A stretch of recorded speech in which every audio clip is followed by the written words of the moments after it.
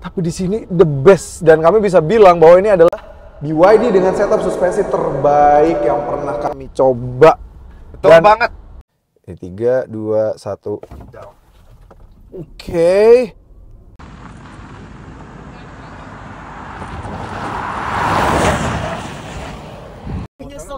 Oke. Ya, kita langsung belok kanan. Wah, handlingnya sih jujur ini jauh lebih Ke kiri. Halo guys, welcome back to CVT Indonesia bersama kami, Reza Rever. Pagi ini kami berada di BYD Arista BSD City dan kami diberikan kesempatan untuk menjajal BYD Sea Lion. Yes, beberapa waktu lalu Jason sudah diberikan kesempatan untuk first impression dan pada hari ini kami diberikan kesempatan untuk menjajal Sea Lion ini dari Jakarta atau tepatnya di Tangerang Selatan sebenarnya menuju Bandung dan besoknya akan kembali dari Bandung ke sini lagi. Dan yang kita tes gak cuma sekedar perjalanan aja, karena nanti akan diberikan kesempatan handlingnya, V2L-nya, dan fitur-fiturnya gitu ya. Seberapa menarik mobil ini, apakah memang dia layak untuk menjadi salah satu andalan backbone BYD di Indonesia? So, tanpa berlama-lama, ini dia CVT Review BYD Sea Lion.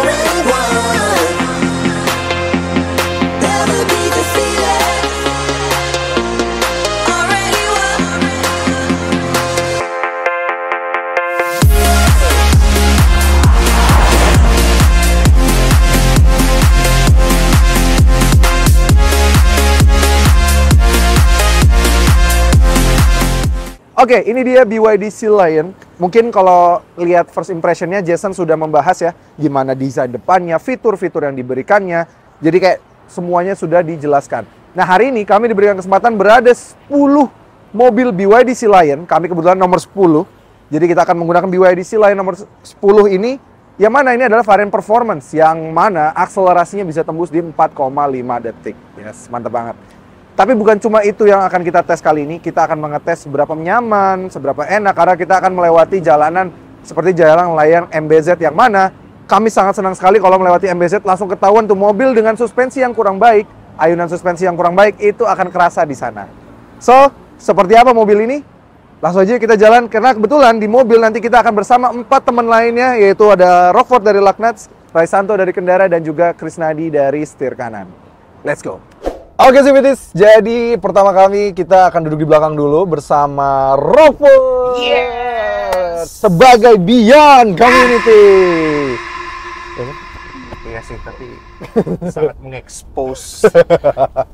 Oke, kita ngerasain bandingan suspensinya di belakang dan kebetulan karena ternyata tidak lewat MBZ ya. Ya. Tadi kita keluar dulu dekat rumah saya. Udah tinggal 500 meter tuh nyampe rumah sebenarnya. Kalau gitu artinya lu tunggu di pintu tol aja. Iya, kalau ternyata begitu tadi saya nunggu di pintu tol aja. Terus masuk lagi dan masuk tol Limo dan ini jadi nanti keluar-keluar sudah di bawahnya MBZ ya. Iya. Gitu. Tapi surprisingly memang ini tol yang dipilih, jalur di sini memang banyak patahan gitu. Agak keriting ya. Banyak keriting dan di rute yang sama kami pernah merasakan naik adiknya si BYD Seal yang merupakan platform yang sama ya, Pot ya. Betul, iya. Ini kami di sana merasakan nyaman, bandingan suspensi nyaman sih. Ayunannya Seal tuh enak gitu ya. Nah, ini barusan lewat patahan lagi. Tapi di sini the best, dan kami bisa bilang bahwa ini adalah BYD dengan setup suspensi terbaik yang pernah kami coba. Betul banget. Sasisnya itu ya kalau dia kena guncangan, kalau dia ini kita di berempat ya. Kebetulan ini di depan ada Resanto lagi nyetir dari berkendara dan ada Krisnadi setir kanan. Nah, ini kita sengaja penasaran nyobain di belakang dulu nih. Betul. Karena kita berdua kebetulan lu di CVT Gopas ada pakai seal kan? Yes, Gopas pakai seal. Lu pakai seal. Juga mertua gua pakai seal. Jadi udah lumayan hatam lah ya sama gimana seal. Gopas juga ada M6. BYD family banget lah ya. BYD family banget lah dia. Jadi makanya udah berkali-kali kayak misalnya kalau jalan bareng Gopas antara naik Seal atau naik M6 dan pernah juga ikut Media Drive Dolphin dan Atto 3 gue juga pribadi. Jadi hampir line up udah pernah coba nih. Dan jujur ini the best sih. Best. Kami selalu agak skeptis sama bandingan suspensinya BYD karena memang sebenarnya secara suspensi empuk banget. Ya. Tapi jatuhnya keempukan. Suka jadi agak mantul ya. Mantul, betul. Dan dengan price range-nya dia di 600 jutaan sampai 700 juta dengan harga Seal ya sebenarnya ini ya. Ini bahkan lebih terjangkau sedikit kan? Iya, harga Seal lama. Harga Seal lama, 2024. Ya. 629 dan 719 kan. Ini dia kan berarti head to head-nya lawan Hypertech HT. Iya. Hypertech HT itu nyaman juga, cuma ngayunnya juga. Iya, betul. Dia memang karena empuk, dia mobilnya kalau lewat jalan yang bergelombang seperti ini memang goyang banget. Dan juga memang dia lebih tinggi ya secara bentuk ya. Jadi harus kami akuin ini pun bahkan lebih baik dibandingkan dengan Hypertech HT. Jujur, gue suka banget sama suspensi nyaman, tapi bukan yang bikin lo mual di belakang. Yang stiffnya masih dapat. Tuh barusan tuh lewat patahan lagi tuh. Tuh. Gila enak banget. Nggak ada rebound yang berlebihan. Yes. Ya. Benar-benar kayak slip sekali udah diem mobilnya. Kemarin baru ngerasain mobil EV juga harga 500 jutaan. Ya beda kasta ya, tapi kita ke Jogja dengan set jalanan yang mirip, kena stopper mulu. Ya kita merasa kayak mereka udah bisa bikin sasis yang lebih benar nih, kaki-kaki settingan. Jadi pas kita dibawa kencang, still itu gejala kalau kita bawa kencang di atas, maksudnya kita bejek, memang kencang. Wah gila, tadi lompat loh gitu. Nggak lompat loh. Terus.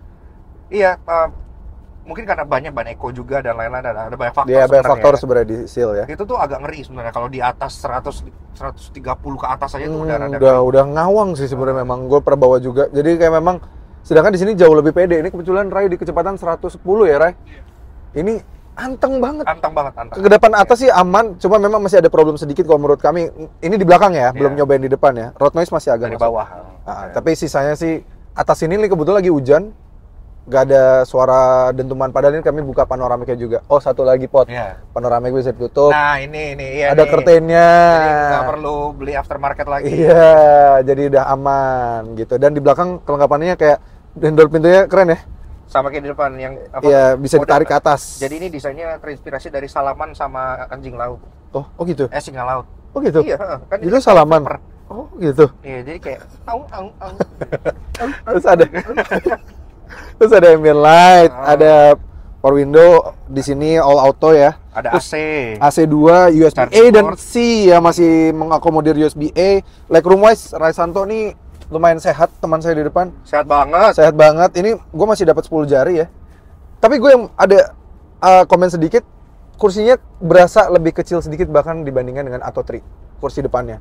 Karena gue lebih ngeblok waktu di Atto 3. Ini kerasan nih. Dia di bagian kuping bagian sini tuh si Atto 3 kayak ada lagi gitu kan. Dia kayak udah turun ke bawah. Cuma bagusnya jadi nggak terlalu ngeblok view lah. Sama dengan panoramik gede ini 2 meter lebih ya, 2,1 meter. Betul. Puas sih sampai ujung kepala nih. Setup suspensi apa Ray namanya? Frequency Selective Damper. Bukan damping. Damping. Damping. Oke, jadi mungkin itu yang bisa membuat mobil ini jadi bantingan suspensi enak. Damping tuh bukannya itu ya? Damper. Damping tuh bukannya kalau misalnya lu kayak camping cuman yang modern. Jadi C, D gitu ya. Damping bukannya kalau makanan Jepang gitu ya? Cina ya? Itu dumpling. Ya, dumpling. Oke, CVTs, sekarang kita diberikan kesempatan menjajal di Bandara Hussein Sastra Negara. Dan ini luar biasa sekali. Ini kita ala-ala Top Gear ya. Ngejajal mobil ini di airport yang memang disediakan sama BYD. Ini agak lain ini BYD. Kita di sini akan menjajal akselerasi dari BYD Seal Lion 7 ini dan juga menjajal bagaimana handling dari mobil ini yang katanya memang jauh lebih menarik gitu. Oke, kita sudah rubah ke mode sport. Kita akan jajal akselerasi 0 sampai 100 dari mobil ini. Ini 3 2 1. Oke.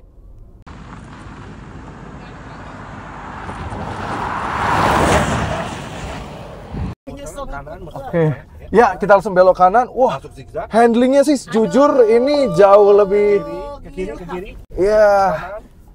Lurus aja, depan lurus. Wah, ini handlingnya luar biasa sekali ya mobil ini. Masuk ke tidak lagi. Bener-bener jujur kalau menurut kami dibandingkan dengan BYD Seal, bahkan mobil ini lebih sharp in term of handling dan dibandingkan dengan adiknya. Biasanya Biasanya mobil ini memiliki SUV dibandingkan dengan sedan itu memiliki kelemahan di mana biasanya mobil SUV lebih limbung, lebih tidak enak untuk dibawa, untuk berbelok dan segala macamnya ya. Sedangkan di Seal Lion 7 ini justru sasisnya seperti terasa lebih rigid dibandingkan dengan BYD Seal biasa. Ditambah lagi setelah kami cek ban yang digunakan dari mobil ini adalah Michelin Pilot Sport untuk EV. Jadi memang dia secara performance wise jauh lebih menyenangkan. Jadi dia gripnya dapat banget, untuk belok juga enak. Akselerasi 0-100-nya tembus di 4,5 detik, wajar karena dia lebih tinggi jadi less aerodinamis dibandingkan dengan Seal. Tapi in term of track, tadi handling segala macam, lebih menyenangkan mobil ini. Kami bisa bilang bahwa kalau nanti dites di track ini, dijajal di sirkuit yang sama, meskipun di track lurus dia akan kalah, tapi kalau sirkuitnya banyak belokan, mobil ini bahkan bisa menyelesaikan waktu di sirkuit lebih cepat dibandingkan dengan BYD Seal. Padahal Seal adalah sedan ya.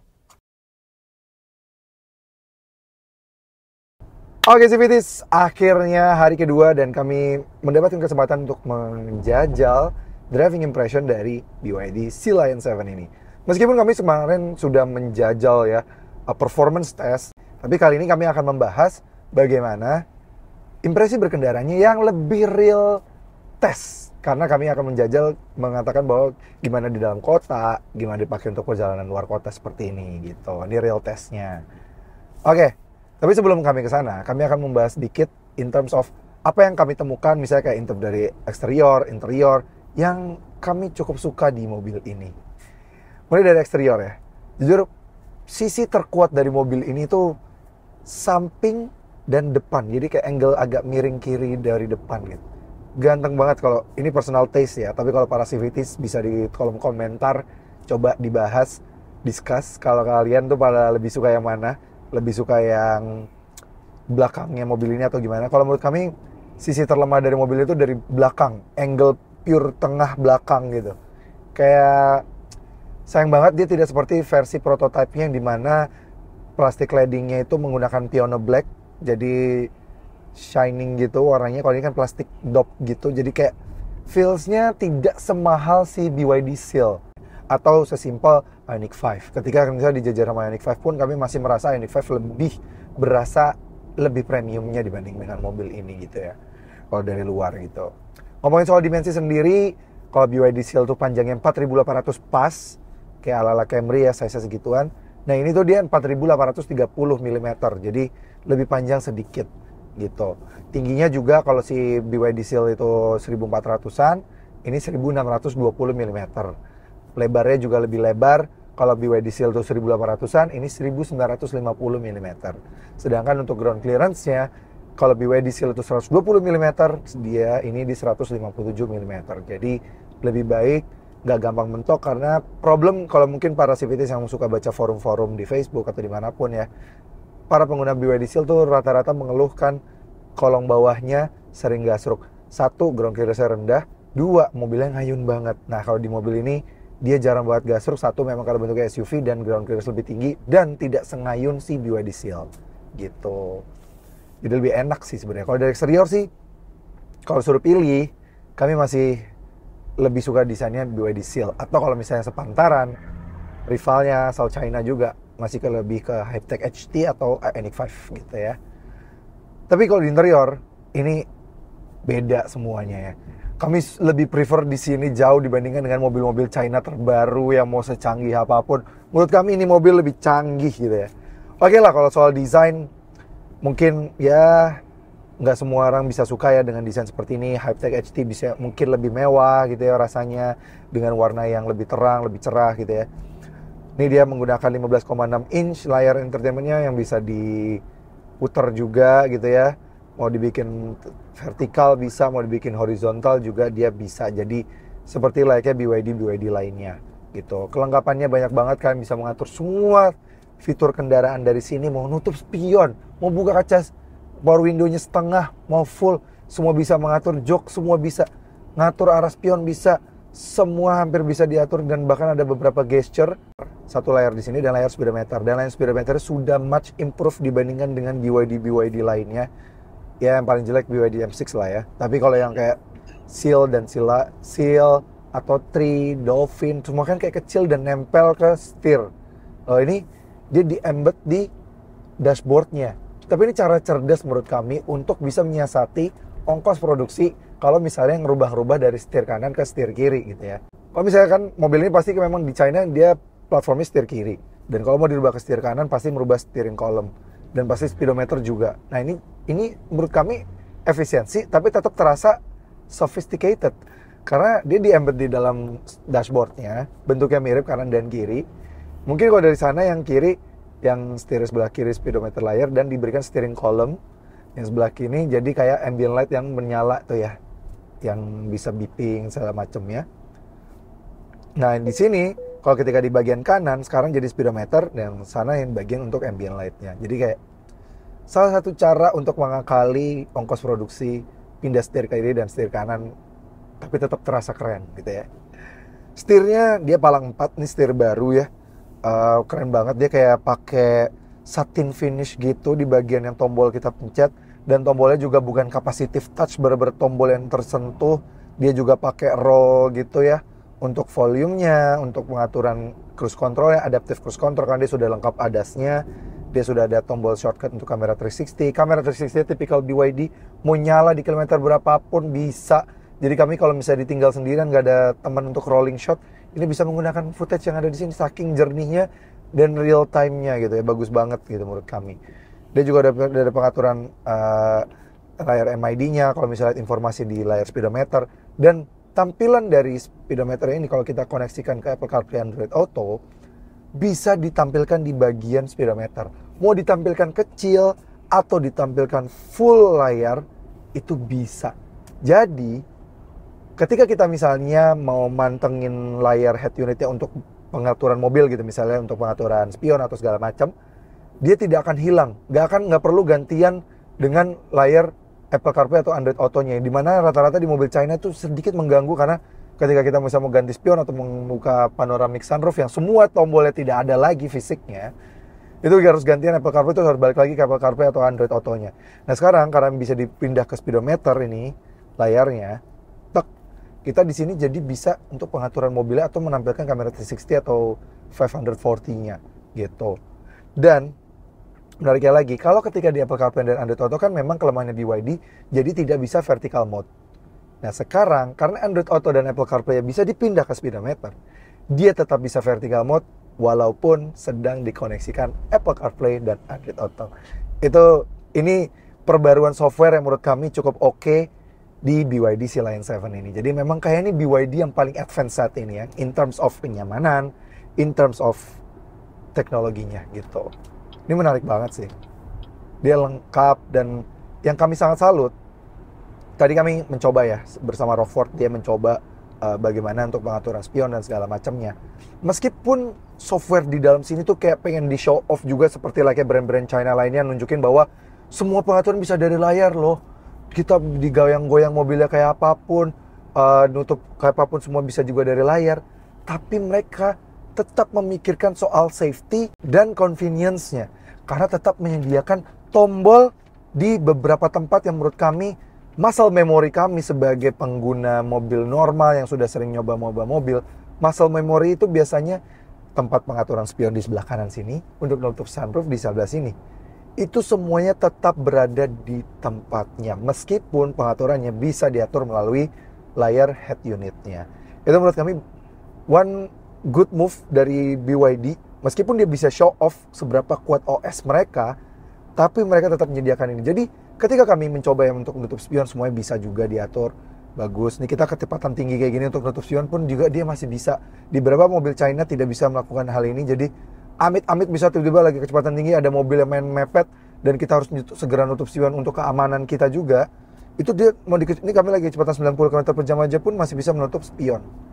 Dan spionnya juga tidak auto kebuka lagi gitu, yang kadang cukup berbahaya gitu. Ini simple things yang sebenarnya lumayan convenience menurut kami. Dan itu masih bisa dilakukan dengan simply one touch of a button di sebelah kanan sini, pengaturan angle-nya, segala macamnya. Karena seperti kita tahu, ya dimulai dari kelas yang Neta X aja yang jauh lebih kecil daripada mobil ini sudah harus mengatur dari tombol di sini. Tombolnya kayak gantian gitu.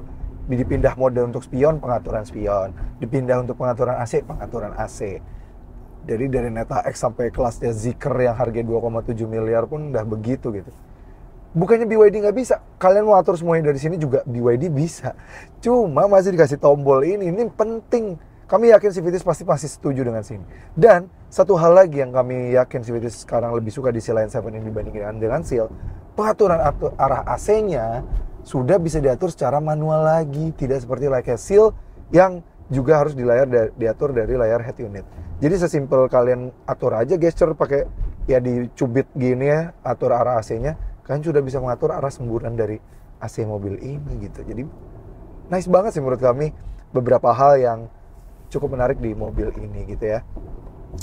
Masih di entertainment, dia masih bisa menampilkan banyak hal. Apple CarPlay Android Auto, sound systemnya sudah 12 speaker dari Danavin, jadi memang suaranya juga lebih top lagi dibandingkan dengan BYD Seal. Once again, kenapa? Karena dia di bagian belakang, di kursi baris kedua, itu dia langsung kebuka ke bagasi, yang dimana bagasi sudah ada subwoofer. Jadi pantulan semuanya tuh akustik dari sebuah mobil ini lebih enak rasanya dibandingkan dengan BYD Seal gitu. Dan simple things yang menarik lagi menurut kami adalah head-up display-nya, clear banget, bisa menampilkan ADAS kita, speedometer kita, regenerative braking-nya, terus juga kayak handle-handle pintunya yang ditarik katanya serasa lagi megang tangannya anjing laut atau singa laut gitu ya, lucu banget gitu ya. Power back door juga ada, mobilnya lumayan praktikal juga, kami bawa barang banyak banget, dikasih oleh-oleh, habis beli oleh-oleh tuh ya, dan juga barang-barang kami. Total kapasitas bagasinya di 500 liter, dan kalau direbahkan baris keduanya bisa mencapai 1769 liter, gede banget. Masih dari entertainment, yang menarik lagi juga untuk menyesuaikan dengan layar head unitnya, mobil ini juga sudah memiliki 128 ambient light kan. Jadi banyak banget, kalian mau atur-atur sendiri. Mercedes-Benz saja 64, rata-rata mobil tuh 64 udah keren banget gitu. Bener-bener lengkap banget, dan ambient light itu bisa dibikin kayak motion gitu, ini bagian kanan, bagian kiri, dan bisa mengikuti dentuman suara lagu guys. Oh iya, pengembangan dari kamera 360 dari mobil ini adalah sekarang dia juga sudah dilengkapi dengan ibaratnya blind view monitor yang di brand H miring gitu ya. Jadi ketika kita once nyalain sen, ketika di malam hari atau siang hari, dia bisa langsung memunculkan citra jalanan di bagian kiri atau bagian kanan, dan kalau mau kita keep nyala terus pun juga bisa gitu. Tapi sayang memang tidak munculnya di speedometer, yang mana jadi kita harus memalingkan mata sedikit ke layar entertainment. Kalau di rivalnya yang brand H itu kan bisa full semua ada di bagian layar sini kan. Overall kursinya juga enak banget, bucket seatnya dia nggak terlalu besar seperti di Atto, which is bagus kalau yang kita lagi duduk di belakang, rasanya tuh kayak nggak ngeblock view gitu ya. Jadi nggak rasa klaustrofobiknya kalau di bagian belakang. Kalau di Atto 3 kan sudah mobilnya jauh lebih compact, terus kursi gede banget gitu ya, sampai ke samping kanan kiri. Jadi rasanya tuh kayak di belakang ngeblock view banget. Tapi kalau ini jauh lebih besar, dan kelengkapan lain, dia juga masih ada tombol start stop juga. Itu kayak, aduh nih feelsnya tuh masih kayak mobil normal gitu loh. Jadi kayak tombol start stop masih ada, tuas transmisinya juga di sini, nggak ikut-ikutan di bagian kanan sini gitu ya. Wireless charging, terus juga masih ada kunci kartu dan kunci normal juga masih ada. Lengkap sih sebenarnya mobil ini gitu. Dan ada floating deck konsol ini yang lumayan menarik. Yang kami temukan juga menarik adalah mobil ini memiliki handling yang bagus banget untuk jalan raya. Sesimpel kalian mau overtake sebuah mobil gitu ya, kalian gerakin setir ke kiri sedikit, input dari derajat mobil ini kita bisa 25 derajat gitu ya, itu kita langsung predictable mobilnya akan bergerak 25 derajat. Jadi sesimpel kita ngambil kanan atau ngambil kiri, dia bisa langsung menyesuaikan posisi bentuk setirnya gitu ya. Jadi kalau kita zigzag gini, enak nih. Hampir minim juga rasa limbungnya. Walaupun pasti ada berasa sedikit limbungnya, tapi ini hampir minim banget. Dan kita input setir sekian tuh untuk masuknya nih, overtake. Dan predictable banget gitu. Ditambah memang tenaganya yang super powerful di 530 PS dan 690 Nm.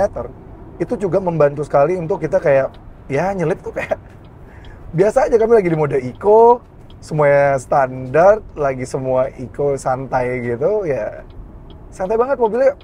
Semua mobilnya predictable. Visibilitasnya juga membantu banget. Dia kursinya untuk dari para civities yang suka duduk di commanding yang lebih tinggi, ini pasti akan suka karena memang dia berbeda dengan seal yang bisa di-set sampai ke bawah sekali gitu ya. Ini mentok ke bawah segini ya. Dada kami, tinggi kami 170 cm itu masih sejajar dengan dashboard.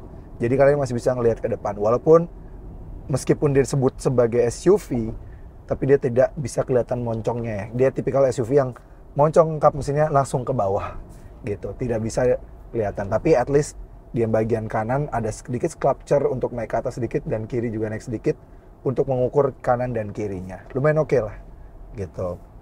ADAS-nya lengkap, dia sudah ada adaptive cruise control, kita tinggal set di bagian sini. Dia sudah ada blind spot monitoring, lane keeping assist, semuanya ada bagus. Dan yang kami suka lagi, kalau kita nyalain sen, dia tuh sequentialnya tapi kayak fading gitu ya, bagus ya, kayak hilang gitu. Wah bagus deh animasinya, menurut kami berasa mewah juga gitu. Nggak cuma sekedar fading biasa. Dan ini kalau kita tarik sih, wah ini mobil mau kita tarik halus pun juga orang nggak akan sadar nih, tau-tau udah 120 speed limit ya. Posisi duduknya juga enak, pas. Tapi kami hanya sedikit mengomentari beberapa hal seperti layaknya untuk visibilitas yang depan itu ya, kap mesinnya langsung turun.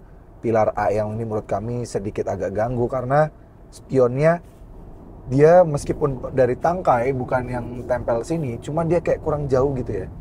Meskipun bagusnya dia tidak whistling di sini, padahal kan dia ada sedikit jarak seperti ini. Biasanya rata-rata mobil akan whistling di bagian sini, tapi dia tidak. Cuma ini pilar A ini lumayan agak besar, ditambah lagi dia tidak bisa mengembed driver monitoring sistemnya lumayan ke dalam, dia kayak agak intrusif keluar gitu. Jadi lumayan menambah agak ganggu nih bagian kanan sini gitu ya.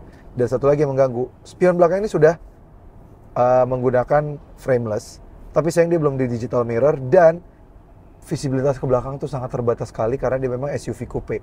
Dan bahkan kami bisa bilang miliknya Seal itu masih lebih dangak dibanding mobil ini.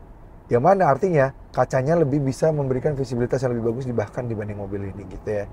Sayang banget aja nih kalau kita lihat belakang ya pipih banget kayak cuma sejumpit nih gitu. Tapi unik ya, driver monitoring systemnya sensitif banget. Bahkan kalau kita misalnya ketawa gini aja, dia akan langsung mengira kita need a rest gitu, karena dikira kita nguap. Atau sesimpel kita juga main HP atau matanya memalingkan ke kiri gini ya, nih ke kiri gini, nggak lihat. Nah itu dia langsung muncul juga di layar speedometer, which is bagus. Dan peletakannya juga kami selalu impress dengan peletakan DMS sudah di bagian sini, bukan lagi di speedometer atau di atas gitu ya, karena kan sering kehalangan sama setir. Ini ada tempat paling optimal, tapi sayang implementasinya masih mengganggu visibilitas. Oke civities, akhirnya kami sekarang sudah di MBZ, Jalan Layang MBZ, yang mana ini menurut kami tempat paling cocok untuk menguji seberapa baik suspensi dari sebuah mobil di rute kami. Karena MBZ kita tahu sendiri ya, jalannya tidak rata, dia bergelombang, dan sambungannya juga ya tahu sendiri lah ya kasusnya. Oke, nah nih banyak banget patahan dari tadi, kita lewatin sambungan. Kami beberapa kali ngerasain mobil yang harganya 1,2 miliar, SUV asal Jepang gitu ya. Wah kami pernah sih sampai hampir mual luar biasa di situ gitu ya. Empuk doang, gak enak. Ada juga beberapa mobil SUV lainnya yang cuma sekedar ngayun, yang lama-lama akan mual, gak enak. Atau yang keras banget juga ada. Menurut kami, once again, si Lion 7 ini, bukan si Lion 7, si Lion 7 ini bener-bener gila, simpuk banget, enak banget. Buat cruising enak banget, kalian tinggal aktifin adaptive cruise control, lane keeping assist-nya juga aktif juga. Ini langsung kayak mobilnya gleser aja gitu, kayak wah enak banget. Enak banget bener-bener nih bandingan suspensi itu ya. Lewatin patahan tuh kayak gedep, cuma dep gitu, dep gitu. Dan kekedapan kabinnya di kecepatan 100 km per jam, 120, itu masih belum intrusif ke dalam kabin. Jujur bandingan suspensinya sih top banget, didukung dengan joknya yang sangat luar biasa. Gimana Raisanto? Iya, kalau dari posisi penumpang depan ya, ini sama positifnya sih ya. Jadi dia tuh empuk juga dan nggak ngayun yang penting. Oke. Dan ruang itu ternyata lega ya. Dan ini, ya? iya ini tinggi gue 170 cm. Gue punya ruang lapang banget di kaki gitu ya, tapi ternyata di belakang juga masih lega gitu. Jadi surprisingly itu nggak ngegencet penumpang belakang untuk apa ya, ke lapangan seperti ini gitu. Nggak zolim sama orang lain Betul. gitu ya, seperti Iya, orang lain lah ya. orang lain gitu. Nice lah pokoknya di Sea Lion 7 ini. Oke, gimana Pot? Kasih dong mic-nya ke Rockford. Di baris Ah. kedua nih penting banget nih. Iya, di baris kedua sini ini kan adalah versi SUV dari BYD Seal ya. Otomatis gua akan sedikit membandingkan lah ya sama BYD Seal gitu. Gua kalau pakai Seal di jalan layang BZ ini jujur gua nggak berani kencang-kencang. Kenapa? Karena begitu dia kecepatan tinggi ketemu dengan jalan yang keriting plus sambungan, dia akan mental-mentul belakang, terutama di bagian kaki-kaki belakangnya. Karena stopper Pak. Nyampe stopper sih enggak, tapi mantulnya tuh benar-benar berasa kayak mobilnya tuh goyang sehingga stabilitasnya menurun gitu ya. Jadi agak ngeri gitu. Nah, sedangkan di Sea Lion 7 ini dari tadi lu bawa dengan kecepatan kan lu gradual ya, ada yang konstan di kecepatan rendah, ada yang konstan di kecepatan tinggi. Di belakang sini tuh ayunannya itu cuma sekali rata-rata, tiap kali kena. Sekali udah, mobilnya nggak mental gitu ya. ditahan lagi gitu. Dan di sini bahkan dengan yang tadi Ray bilang, dia kan duduk lega di belakang. Ini gue masih ada lebih dari 5 jari di sini. Jadi masih lega banget, lantainya rata. Kemudian bagian sandaran jok belakangnya juga lebih rebah sedikit dibanding versi sedannya. Dan headroomnya juga jauh lebih gede karena kan dia SUV ya. Jadi kan ke belakang benar-benar dia tinggi gitu. Dan plus panoramic roof-nya juga gede banget yang bikin kabinnya jadi terasa makin lega lagi. Nah, kalau bicara soal minusnya mungkin kemarin lu pernah coba juga ya gak di belakang. Kalau di belakang mungkin road noise masih sedikit kedengeran. Kalau di depan memang lebih minim. Tapi itu sama sekali nggak mengganggu, terutama kalau misalnya kalian nyalain musik karena sistem Dynaudio Premium Sound 12 speakernya itu sampai ke bagasi-bagasi itu ada tweeternya juga. Jadi surround soundnya juga bagus. Kayaknya kalau kalian nyalain musik terus kalian pakai mobil ini secara buat nyaman aja, memang ini performanya luar biasa ya, performanya luar biasa. Tapi kalau kalian pakai sebagai sebuah SUV buat kalian GT, touring kayak gini ke luar kota gitu, itu masih enak banget buat. Bahkan bukti kenyamanan nyata nih. Nih. Sobat setir. Sobat setir. Ini kalau di luar pengambilan video sih tadi yang nggak nyetir itu tidur semua. Yes, akhirnya kita sudah sampai di BYD Arista BSD City lagi. Setelah kita menempuh perjalanan selama 2 hari dari Jakarta, tepatnya Tangerang Selatan ya, ke Bandung, kembali lagi ke Tangerang Selatan lagi di dealer yang sama. Kita menempuh total sekitar 300-an kilometer. Dan perjalanan bersama BYD Sea Lion 7 ini jujur di luar ekspektasi. Karena kami tahu betul bagaimana karakter suspensi BYD sebelum-sebelumnya. Mulai dari ya Atto 3, kita pakai ke Bandung dengan rute yang mirip sekali waktu itu ya. Dan juga M6, terus juga ada si Seal gitu ya, Dolphin. Dimana mereka rata-rata sasisnya tuh terlalu kurang rigid, tapi suspensinya nyaman. Jadi bawaannya terlalu ngayun. Sedangkan Sea Lion ini beda drastis. Kami juga bahkan tadi sempat menyempatkan sedikit melewati speed bumps BSD yang terkenal cukup tajam. Kita hajar dulu tadi di sana dan ternyata memang tergolong mobil yang termasuk yang paling nyaman melewati speed bumps itu. Dan kami bisa katakan ini adalah BYD yang paling nyaman yang pernah kami coba saat ini gitu. Performance, teknologi, semuanya jadi satu. Oke CVT, terima kasih banget sudah menonton. Jangan lupa like video ini, subscribe ke channel YouTube CVT Indonesia, dan nyalakan lonceng notifikasi. Main juga ke Instagram kami di @cvt.indonesia, dan bagi kalian tertarik untuk meminang BYD Sea Lion 7 ini, bisa melalui website kami di cvtindonesia.co.id. Terakhir kami makasih dulu sama Ray Santo yang lagi megangin kamera. Dadah dulu dong kamera dong. Oh udah gitu aja. Oke, sampai ketemu lagi di video berikutnya.